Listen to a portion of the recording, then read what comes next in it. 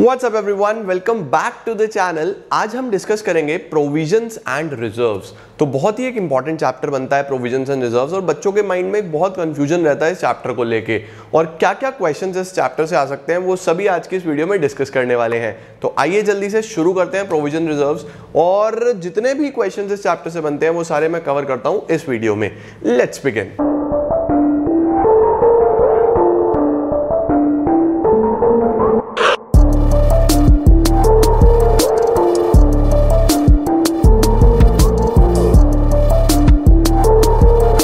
तो गाइज शुरू करते हैं हम लोग चैप्टर को, और चैप्टर में आपको जो स्टार्टिंग से देखना है इसका नाम है प्रोविजंस एंड रिजर्व्स। ठीक है, मैं इसको बोलता हूं सेफ्टी चैप्टर। इसको मैं क्या बोलता हूं? Safety chapter. इसको सेफ्टी चैप्टर क्यों बोलते हैं? सेफ्टी चैप्टर इसीलिए बोलते हैं क्योंकि ये जो प्रोविजंस और रिजर्व्स है ये बिजनेस को सेफ रखने में मदद करते हैं। ये are these reserves and provisions are helpful in keeping the business safe. Sir इसका क्या मतलब है? देखो जरा ध्यान से समझना मेरी बात को।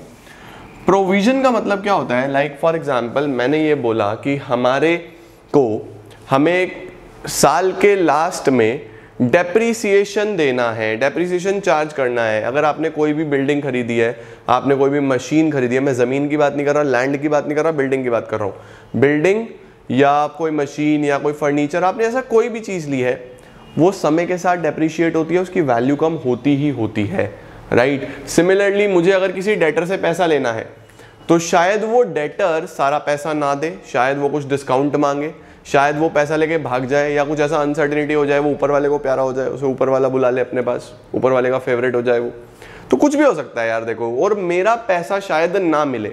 तो इस सिनेरियो में बिजनेस को ऐसा लगता है कि यार फ्यूचर में तो बहुत नुकसान होने वाला है, तो फ्यूचर में हार्ट अटैक आए, इससे अच्छा हम लोग क्या करें, अभी से ही कुछ पैसा निकाल के साइड में रख देते हैं कि फ्यूचर में अगर ये सिचुएशन हुई, वहां पे अगर मेरा लॉस हुआ तो मेरे पास यहाँ पे ये पैसा साइड में रखा हुआ है, ये उसी पर्पस के लिए रखा हुआ है।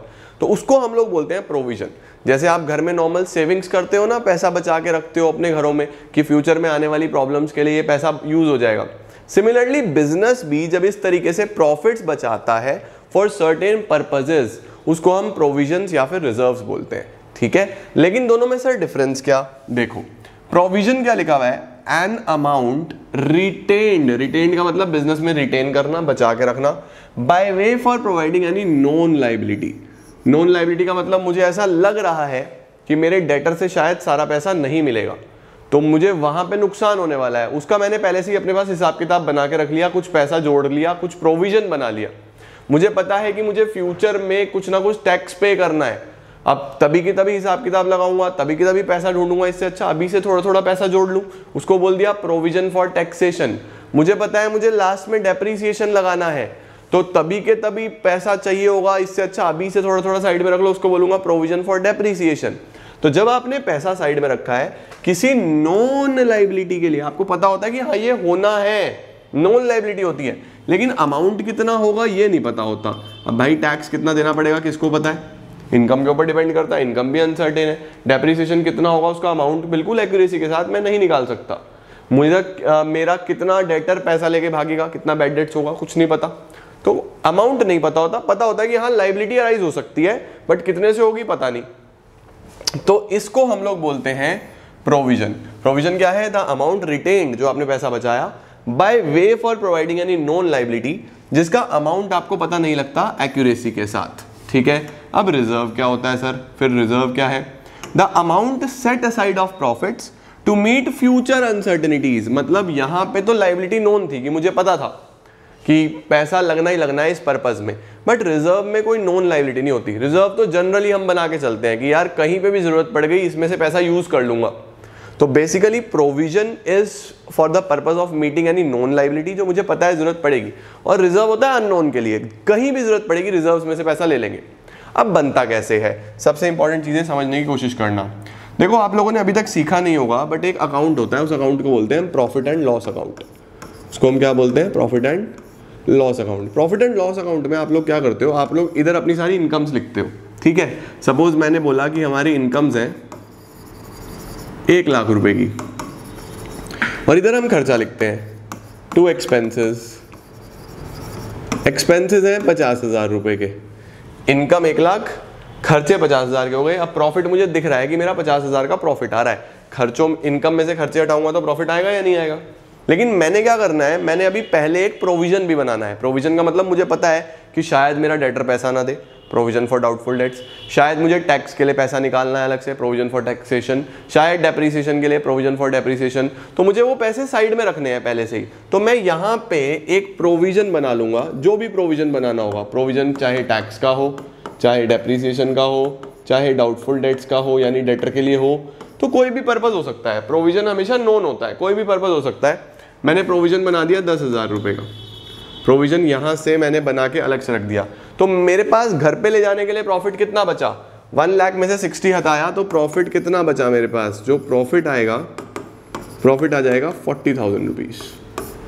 प्रॉफिट कितना आ जाएगा 40,000 रुपीज़। 1 लाख में से 60 हटा दो तो 40,000 रुपीज़ का प्रॉफिट आ जाता है, सीधा सीधा स्ट्रेट फॉरवर्ड, राइट। तो ये हमारे पास प्रॉफिट एंड लॉस अकाउंट होता है, ऐसे प्रोविजन बन जाता है पहले। अब ये जो 40,000 है, ये जो 40,000 है, ये आपको घर लेके जाने हैं, दिस इज योर प्रॉफिट। अब जब आप घर लेके जाओगे तो इसको आप कहाँ यूज करते हो, इस प्रॉफिट को आप डिवाइड करते हो। जब डिवाइड करते हो तो आपने इस 40 में से 5,000 अलग से निकाल लिए, तो इसको मैंने बोल दिया रिजर्व। यानी कि ये याद रखना, जो प्रोविजन होता है वो प्रॉफिट से पहले ही बन जाता है, प्रोविजन बनाने के बाद मैं प्रॉफिट निकालता हूं।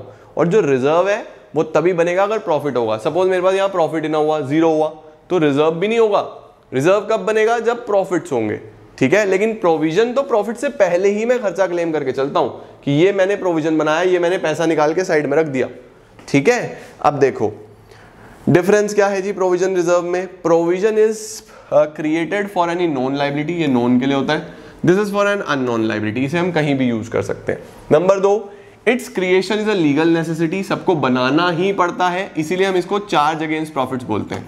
चार्ज अगेंस्ट प्रॉफिट्स का मतलब होता है कि हम इसको प्रॉफिट है या नहीं है उससे फर्क नहीं पड़ता, आपको बनाना ही पड़ेगा।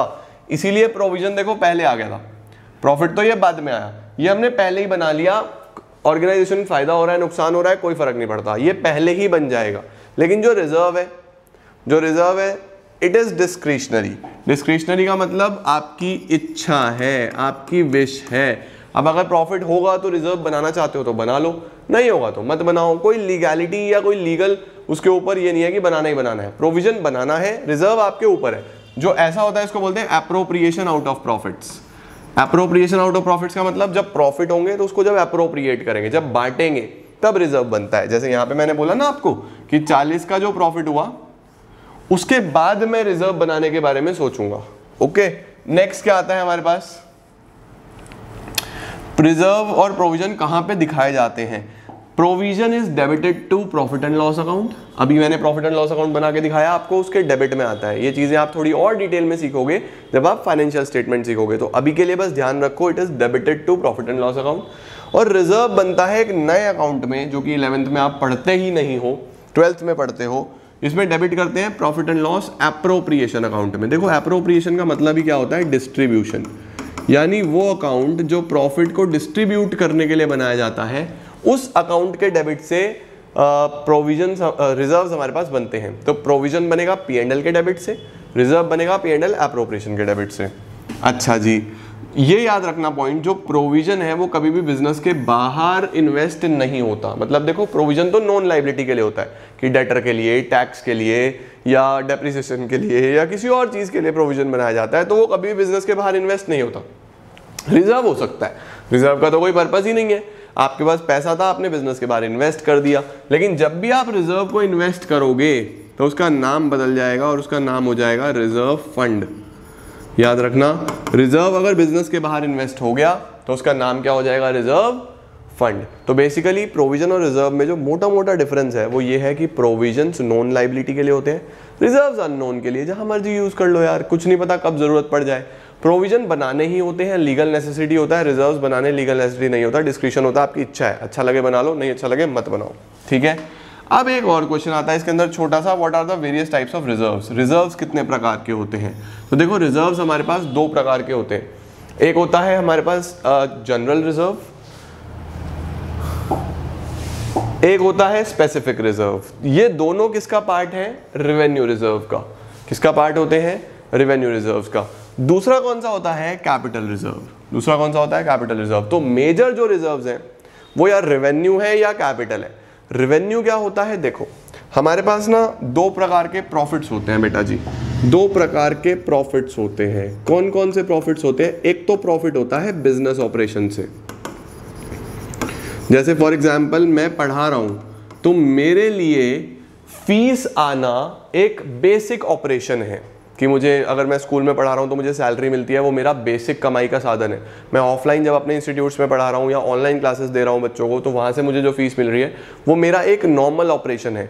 उस प्रॉफिट को मैं बोलूँगा रेवेन्यू प्रॉफिट। उस प्रॉफिट को क्या बोलूँगा? कौन सा प्रॉफिट? Revenue profit.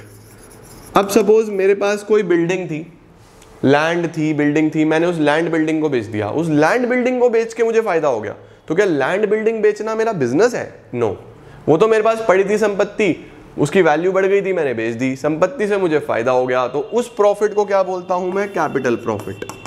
उस प्रॉफिट को क्या बोलते हैं? कैपिटल प्रॉफिट, जो कि बिजनेस से रिलेटेड नहीं होते, ये नॉन रेकरिंग होते हैं, कभी कभी होने वाले। और जो रेवेन्यू प्रॉफिट्स होते हैं वो रेकरिंग होते हैं। रेकरिंग मतलब बार बार होने वाले।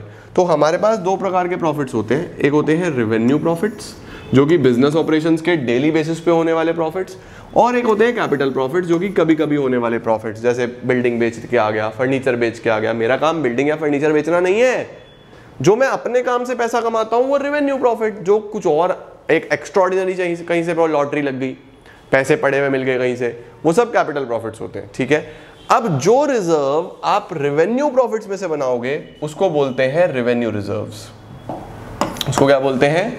Revenue reserves. और जो रिजर्व्स आप कैपिटल प्रॉफिट में से बनाओगे उसको बोलते हैं कैपिटल रिजर्व।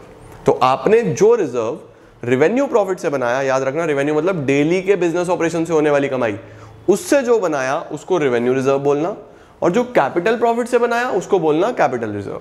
ठीक है, अब ये जो रेवेन्यू रिजर्व्स हैं ये दो प्रकार के होते हैं, एक होता है जनरल रिजर्व और एक होता है स्पेसिफिक रिजर्व। जनरल का मतलब जो जनरली जहां मन करे वहां यूज कर लो, फ्यूचर में जहां बिजनेस को पैसे की जरूरत हो, कहीं शॉर्टेज हो रही है, कहीं लॉस हो रहा है, तो इसमें से पैसा ले लो, इसका पर्पज ये है जनरल रिजर्व। स्पेसिफिक होता है जो आपने किसी पर्पज के लिए बनाया, जैसे इन्वेस्टमेंट फ्लक्चुएशन रिजर्व,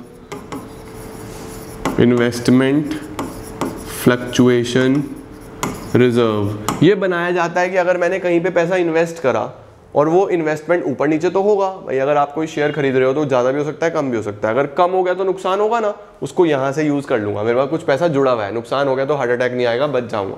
सही है। सिमिलरली वर्कमैन कंपनसेशन रिजर्व, इसको बोलते हैं workman compensation reserve. Workman compensation reserve का मतलब ये है कि सपोज मेरा जितना भी स्टाफ है वो सब स्ट्राइक पे चला जाए और मुझे बोले कि हमारी शर्तें मानो, हमें इतना कंपनसेशन दो, तो बड़ी दिक्कत हो सकती है यार, मैं इतना पैसा कहाँ से लाऊंगा अगर सारी लेबर स्ट्राइक पे चली जाए। तो उसके लिए हम लोग वर्कमैन कंपनसेशन रिजर्व बना के रखते हैं कि अगर कोई वर्कमैन को मुझे किसी भी प्रकार का कभी भी कंपनसेशन देना पड़े तो मैं इसमें से दे दूंगा। तो हमारे पास जो रिजर्व्स हैं वो दो तरीके के होते हैं, रेवेन्यू रिजर्व्स, कैपिटल रिजर्व्स। जो रेवेन्यू प्रॉफिट से बना वो रेवेन्यू रिजर्व, कैपिटल प्रॉफिट से बना कैपिटल रिजर्व। रेवेन्यू के दो पार्ट्स, जिसको कहीं भी जहां मर्जी जैसे मर्जी जितना मर्जी यूज कर लो, वो क्या हो जाएगा हमारे पास जनरल रिजर्व। जो पर्पस के साथ बनेगा वो क्या हो जाएगा स्पेसिफिक रिजर्व। ठीक है, जैसे इन्वेस्टमेंट के लिए बनाया मैंने, जैसे वर्कर्स के लिए बनाया मैंने, इस तरीके के रिजर्व्स को हम लोग स्पेसिफिक रिजर्व्स बोलते हैं। तो मेजर हमारे पास एक छोटा सा टॉपिक और आता है, वो होता है सीक्रेट रिजर्व। बस याद रखना सीक्रेट रिजर्व कौन सा होता है, इसके नाम में ही लिखा है सीक्रेट। तो ये रिजर्व एक ऐसा रिजर्व होता है जिसको हम अपनी बुक्स में डिस्क्लोज नहीं करते हैं, जिसे हम अपनी बुक्स में नहीं दिखाते हैं। तो सीक्रेट रिजर्व बुक्स में नहीं दिखाया जाता, ये छुपा के बनाया जाता है। इसका अकाउंटिंग ट्रीटमेंट आपके सिलेबस में नहीं है, बस आपको मीनिंग पता होना चाहिए कि क्या सीक्रेट रिजर्व होता है। तो जो बुक्स में नहीं दिखाया जाता वो सीक्रेट रिजर्व बोला जाता है। ठीक है, तो बेसिकली मेजर जो रिजर्व्स हैं वो यही हैं।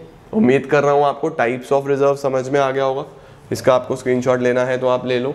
इसके साथ साथ आप लोगों को ये प्रोविजन रिजर्व का भी डिफरेंस अच्छे से क्लियर हो गया होगा। इसका अगर आपको स्क्रीनशॉट लेना है ले लो। और ये मीनिंग और किस तरीके से ये बनता है, प्रोविजन पहले बनता है, रिजर्व बाद में बनता है। प्रोविजन तो प्रॉफिट निकालने से पहले ही, और रिजर्व तब अगर प्रॉफिट होगा।